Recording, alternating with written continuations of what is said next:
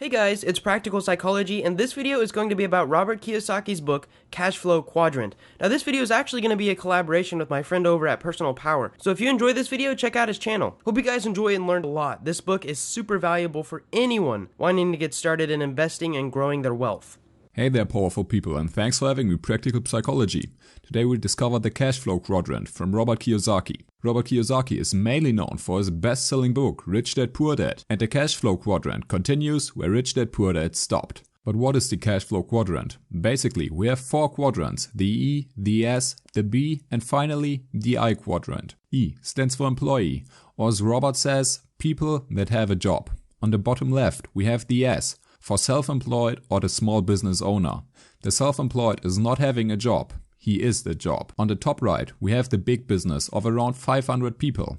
The business owner is not having a job. Neither is he the job himself. The business owner has or owns a system.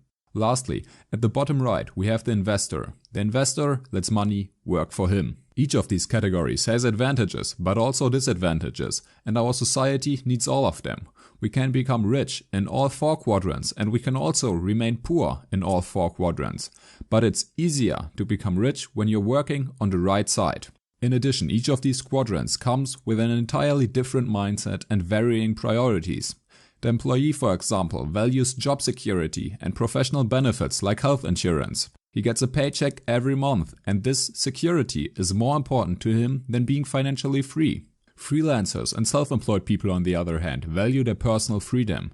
They hate working for a boss. They crave to be their own boss. Independence has the highest priority. Business owners ask themselves, who can I pay to do the job for me? Outsourcing and creating financial freedom is up on their priority list. Finally, the investor, he already owns a substantial amount of money and asks himself, where can I put my money in order to benefit the most? Money makes more money is his philosophy. We can split the quadrants in the middle. On the left side, we mainly have hourly wages. People work and get paid for it. If there are no working hours, then there's no money. The employee might be covered by his contract, but if the self-employed person becomes sick, then there is no income stream. Furthermore, the left side is based on the industrial age. Getting a college degree and a secure job was sound advice back then. The problem is, we're not living in the industrial age anymore. Times have changed, yet for some weird reason the advice remained the same. Many professions from the left side are slowly but surely dying. They get replaced through technology or outsourced to another country. Eventually, people have to go through education again and find another profession. So why not use this opportunity to educate yourself on the right side instead of remaining on the left side? Business owners and investors create passive income. The business owner lets his system work, and the investor lets his money work.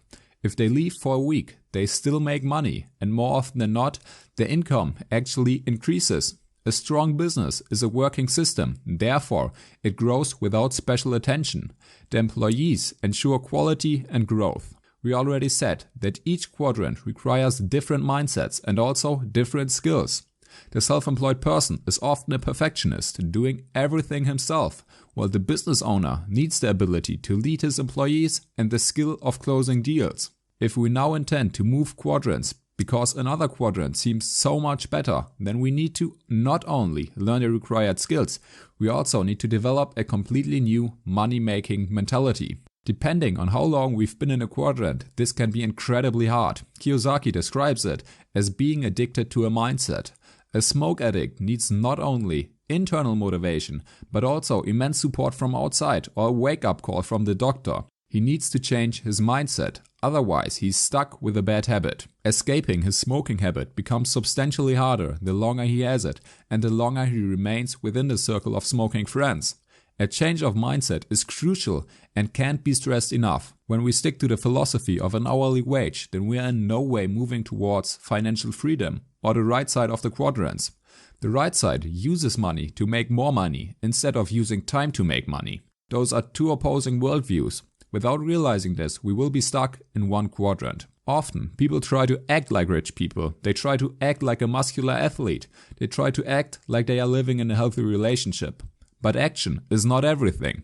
Neglecting the mindset is not getting you anywhere. If you want to lose weight and become healthy, then following a strict diet and exercise plan might work for a couple weeks, at best. But eventually you'll fall back into your old nasty habits because you forgot to adapt the right mindset. Kiyosaki is not suggesting radical, sudden changes. Instead, he recommends changing your mindset, remaining in your current quadrant and slowly but surely educating yourself on the other quadrants. Being in one quadrant is like standing on one leg your entire life. Job security might seem like a great thing, but a look from outside reveals how risky it is to remain in one quadrant. Instead of standing on one leg, focus on two quadrants and make sure that one of these quadrants is on the right side, because the right side is making the real money. Also, he recommends moving to the business quadrant before going to the investing quadrant. While being in the business quadrant, we develop our leading skills and we begin to recognize good opportunities. Exactly, this ability is essential when moving to the investor quadrant. You will be able to distinguish between an excellent and a mediocre business. You'll discover the differences between the leaders and therefore you will make better investments. Investments bring us directly to